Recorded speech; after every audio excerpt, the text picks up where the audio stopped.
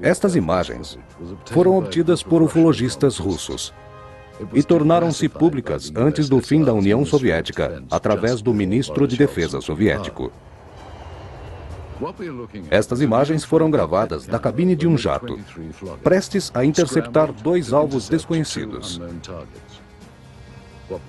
Aqui, vemos nitidamente dois alvos voando bem devagar.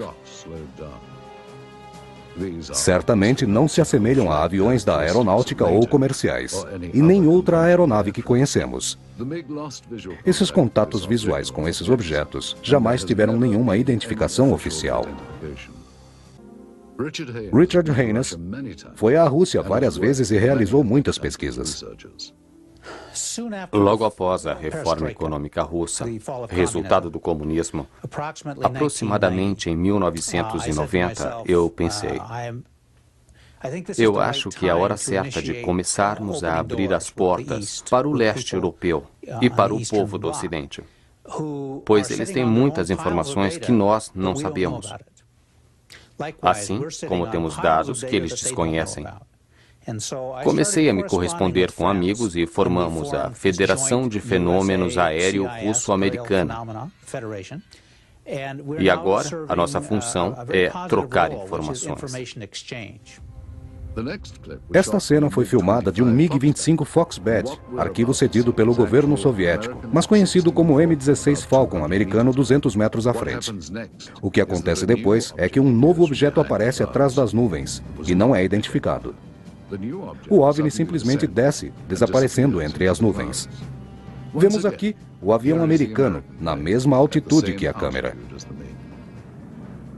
Em seguida, o objeto que aparece atrás do M-16 surge por trás da aeronave, fazendo a mesma trajetória.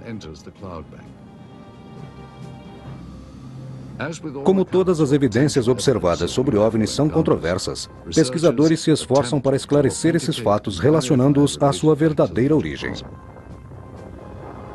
E quanto mais espetacular a notícia, mais profunda é a verificação. Fui oficial da inteligência do Exército por mais de 30 anos. Meu filho faz parte da Força Aérea Russa. Com certeza, em muitas ocasiões, a Força Aérea e a Marinha interceptaram naves que pensávamos que fossem de outros países, mas não eram aviões como os que conhecemos e não pertenciam a nenhuma nação da Terra. Não é mais novidade o fato de termos OVNIs voando sobre nós. Muitas autoridades já têm estas informações. Elas são respostas para muitas coisas. No entanto, estas respostas são omitidas. Os soviéticos e americanos possuem pistas do que são esses objetos.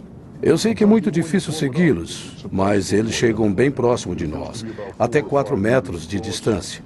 Mas os aviões que possuímos são incapazes de alcançá-los.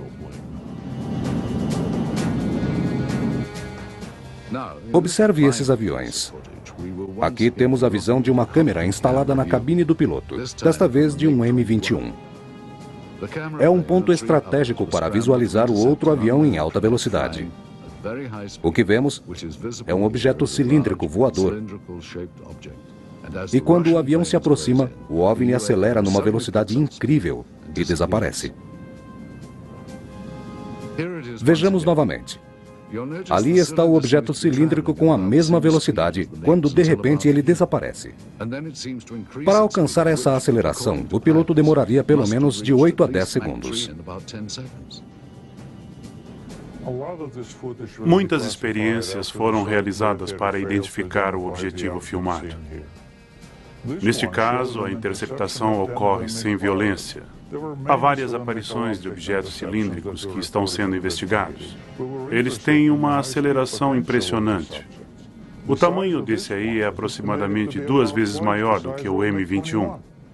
A tecnologia que nós e os americanos possuímos não nos permite atingir tal velocidade. Essas imagens são incríveis. Sei que os russos têm as mesmas dificuldades que nós. Sua artilharia é tão boa quanto a nossa, mas ambos somos incapazes de interceptar OVNIs. Sua tecnologia é superior. Por isso ficamos em desvantagem. No começo dos anos 90, ocorreu um trágico acidente, no qual 21 aviões com pilotos de várias nacionalidades se apresentavam em território russo. Tudo correu bem até o momento em que um dos aviões perdeu o contato com a torre local e com outras aeronaves.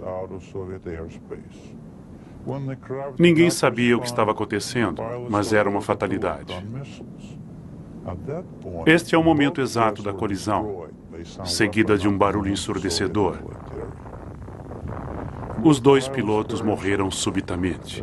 O que deixou as autoridades intrigadas é que se tratava de oficiais experientes, mas somente após uma investigação minuciosa descobriram que a causa não foi acidental, mas que foram atingidos por um objeto desconhecido.